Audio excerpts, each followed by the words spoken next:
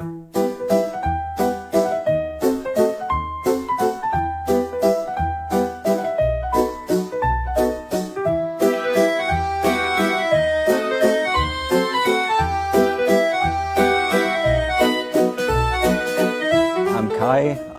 originally from Germany, but I've been living in Shanghai for 21 years now.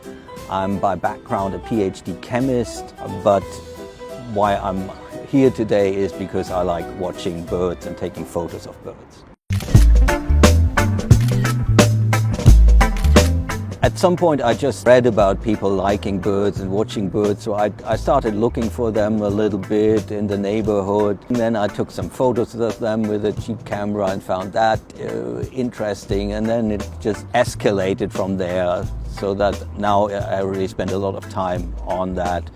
My car is a little bit embarrassing because you can see it's very dirty. The reason, because I like to go bird watching, you often take roads that are dirty, and I don't really care anymore about how the car looks.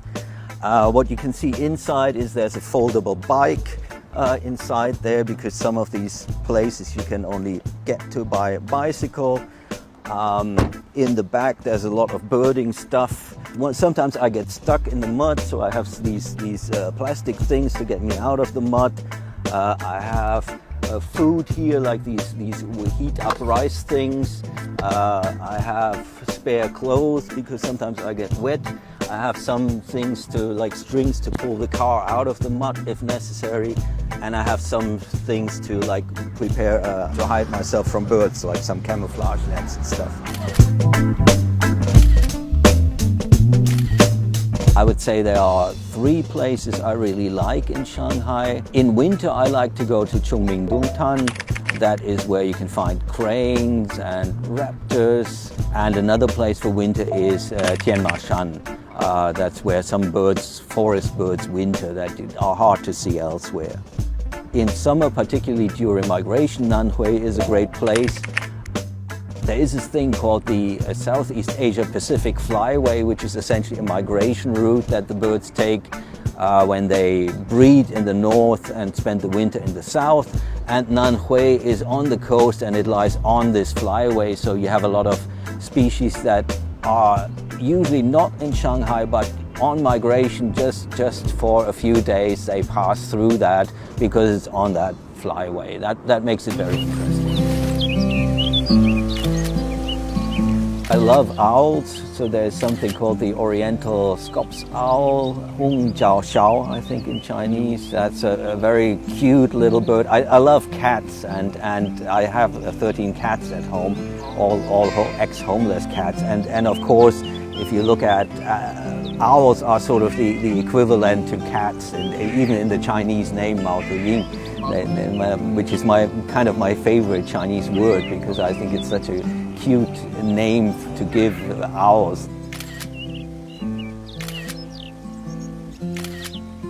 Compared to just watching birds, I think it's good because you can spend more time with the birds, you can appreciate the beauty more. And the other thing, there's something you can share with other people.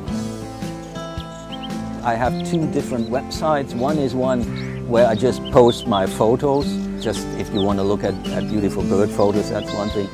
The other is a lot more work and maybe more challenging. It's a cooperative blog website where different authors write about birds and their experiences with birds. I write some for these, but I have like 20 different writers. We have about 2 new posts every day. It's 2 things. One is I just like communicating with people, sharing things, writing. And the other is I think the more people know about birds, care for birds, the better it will be for the birds.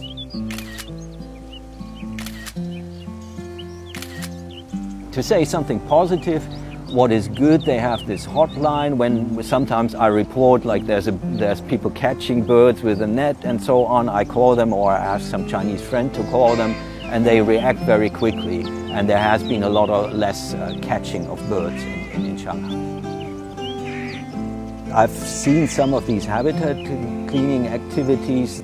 The younger birders 30 and below or 40 and below, they are very environmentally conscious. And then there are these bird watching activities. I just got invited to another one where they sight birds and list them, so that's good. I think generally it's positive for the younger people.